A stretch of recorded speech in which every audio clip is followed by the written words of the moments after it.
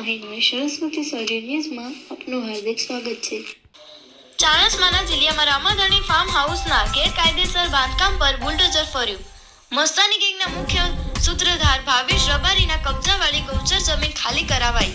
પાટણ જિલ્લાના ચાણસ્મા તાલુકાના જીલિયા ગામે પોલીસ વાન પર હુમલા બાદ તંત્રએ કડક કાર્યવાહી કરી છે।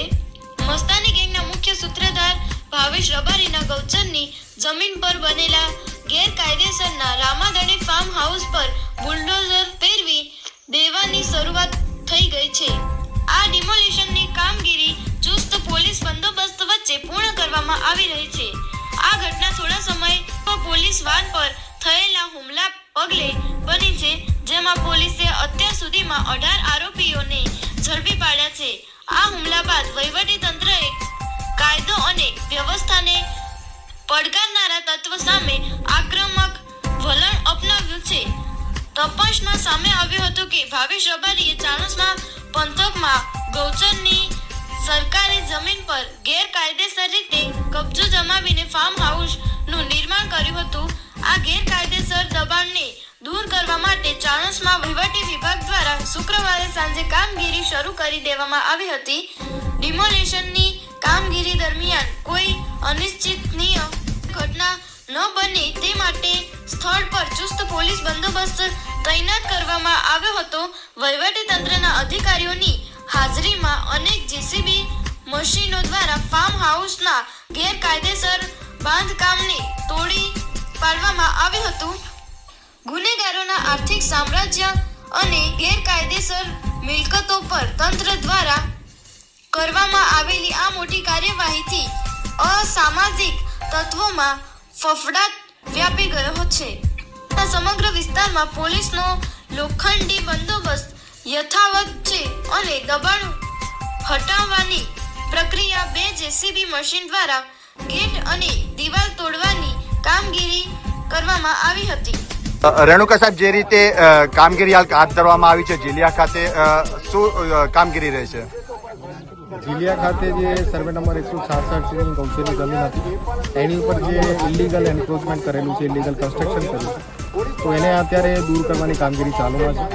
અને આ કામગીરી વખતે તાલુકા પંચાયત ચાણસ્મા, મામલતદાર સાહેબ ચાણસ્મા તેમજ અમારી સમગ્ર પોલીસની ટીમ અત્યારે અહીંયા હાજર છે। Thank you. જીલિયા ગામે મનીષભાઈ હિંમતભાઈ રાઠોડ નામના વ્યક્તિએ અરજી કરેલી હતી। અરજી કરતો અમોએ આ જગ્યાની કુલ સર્વે નંબર 166 છે, જેમાં 3 હેક્ટર 8 ગુંઠા 39 ચોરસ મીટર જમીન હતી, જેમાંથી 0.71 10 ચોરસ મીટર જમીન દબાણ મળેલી છે। આજે એના માટે અમે 4/11/2025ના રોજ માપણી માટે ગ્રામ પંચાયતે ફી ભરેલી હતી અને 10/11/25ના રોજ આ જગ્યાની માપણી થયેલ હતી અને 20/3/2025ના રોજ આજ સવારે માપણી સીટ મળે અને હદ નિશાન નક્કી થઈ ગ્રામ પંચાયત દ્વારા દબાણની કાર્યવાહી ચાલુ કરવામાં આવેલ છે।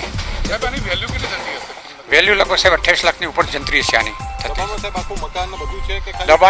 દબાણની અંદર પાકું 2 માળનું એક મકાન છે, પતરાવાળું પાકું ઢાર્યું છે, એક સમાધિ છે, પ્લેરોક રોડ છે અને પાકું વરંડો છે। આખું ફાર્મ હાઉસ સવારે હદ નિશાન કરવામાં આવેલ છે, તમામ આખું ફાર્મ હાઉસ દબાણ હેઠળ હતું અને ગૌચરની જમીન છે। સાહેબ, જે રીતે કહી શકાય કે આ જે ગુનાહિત પ્રવૃત્તિ સામે આવી ત્યારબાદ તંત્રની આ ગેરકાયદેસર દબાણ જોવા મળે? ના, તંત્રએ અગાઉથી જ કાર્યવાહી ચાલુ કરેલી હતી। 3/11/2025ના રોજ માપણી માટે ગ્રામ પંચાયતે લખી દીધેલું હતું એટલે ફી ભરી લઈ। અને કેટલા વર્ષથી બનેલું છે એ લગભગ સાહેબ એનો અંદાજ નથી, પણ આ 2 વર્ષનું જ હશે, અંદાજ વધારે નહીં હોય। પણ જ્યારે ગ્રામ પંચાયતની ધ્યાને આવતા તરત કાર્યવાહી કરવામાં આવેલ છે। આપનું નામ ને હોતું? મારું નામ અંબાલાલભાઈ ચૌધરી, વિસ્તરણાધિકારી પંચાયત ચાણસ્મા।